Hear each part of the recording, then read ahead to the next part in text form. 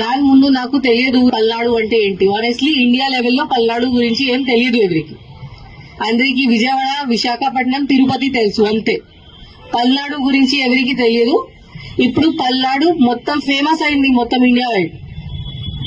But for what? For bad reason, not for good reason.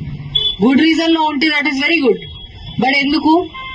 నరసరావుపేటలో ఇంత జరిగింది, మాచర్లలో ఇంత జరిగింది. అందరికీ తెలుసు మాచర్ల అంటే ఏంటి, నరసరావుపేట అంటే ఏంటి. దీని ముందు ఎవరికి no knowledge about Palnadu, Narasaraopet, Macherla. అది బాగానే ఉందా? బాగలేదు కదా. అట్లా ఉండాలా? లేదు కదా. సో ఇప్పుడు this is the last thing. ఇప్పుడు 4th నాడు మనకి కౌంటింగ్ జరుగుతుంది. ఇక్కడ Narasaraopet parliamentary constituency head quarter ఉంది. ఇక్కడే జరుగుతుంది కౌంటింగ్. దగ్గర మన టౌన్ బయటనే ఉంది కౌంటింగ్ వెన్యూ. ఇప్పుడు అందరూ చూస్తున్నారు. ఎలక్షన్ కమిషన్ కూడా నిన్న ఒక వీసీ చేసి ఆంధ్రప్రదేశ్ ది రివ్యూ చేయడం జరిగింది. అప్పుడు కూడా పల్నాడు డిస్ట్రిక్ట్ కి ఎంత టైం ఇచ్చారు, అంత టైం ఎవరికి ఇవ్వలేదు. ఇంత కాన్సన్ట్రేట్ చేశారు పల్నాడు డిస్ట్రిక్ట్ మీద. సో ఇప్పుడు అందరూ చూస్తున్నారు పల్నాడు అంటే ఏంటి, కౌంటింగ్ రోజు మళ్ళీ ఏదో జరుగుతుందా అట్లా అనుకుంటున్నారు. మళ్ళీ ఏదో జరిగితే పల్నాడు పోలీస్ పేరుది నాశనం అవుతుంది. పల్నాడు పోలీస్ మీద ఎవరికి నమ్మకం ఉండదు. So this is our last chance.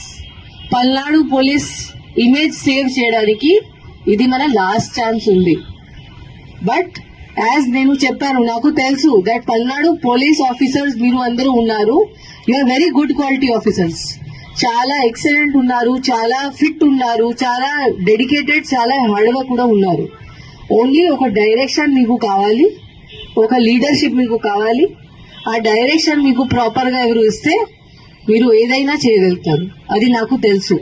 And ఇప్పుడు టైం వచ్చింది. ఆ టైం వచ్చింది. మన మీద ఒక పెద్ద క్వశ్చన్ మార్క్ ఉంది. ఆ క్వశ్చన్ మార్క్ క్లియర్ చేయడానికి మనకి టైం వచ్చింది. మనం ఇప్పుడు చూపించాలి that how strong Palnadu police can be. కి ఇక్కడ నరసరావుపేటలో పల్నాడు డిస్ట్రిక్ట్ లో పల్నాడు పోలీస్ ఉంటే ఎవరు ఏం చేయడానికి లేదు, ఏం క్రిమినల్ యాక్టివిటీ ఇక్కడ జరగడానికి లేదు. ఇది మనం ఇప్పుడు ప్రూవ్ చేయాలి అందరికి. ఇక్కడ ఓన్లీ పీస్ఫుల్ ప్రాపర్ బిహేవియర్ జరుగుతుంది, అరాచకంగా ఇక్కడ జరగదు. ఇది మనం ప్రూవ్ చేయాలి, చూపించాలి. ఎవరికి ఇంత ధైర్యం ఉంటే బయట వచ్చి ఏదో గొడవ చేస్తే మనం వాళ్ళకి అసలు వదిలేము. ఎవరైనా ఎనీథింగ్ మన ఇన్స్ట్రక్షన్స్ ఎవరు ఫాలో చేయకపోతే, వాళ్ళు బయట వచ్చి గొడవ చేస్తే, మన 144 కూడా ఉంది, ఇప్పుడు కూడా ఉంది. ఇప్పుడు పబ్లిక్ బెనిఫిట్ కోసం మనం ఇంత స్ట్రిక్ట్ గా ఇంప్లిమెంట్ చేయట్లేదు. బికాస్ దాని వల్ల చాలా మంది innocent persons, small shop keepers ఉన్నారు, వాళ్ళకి చాలా నష్టం జరుగుతుంది. కాబట్టి మనం ఇప్పుడు రిలాక్స్ అయ్యాము.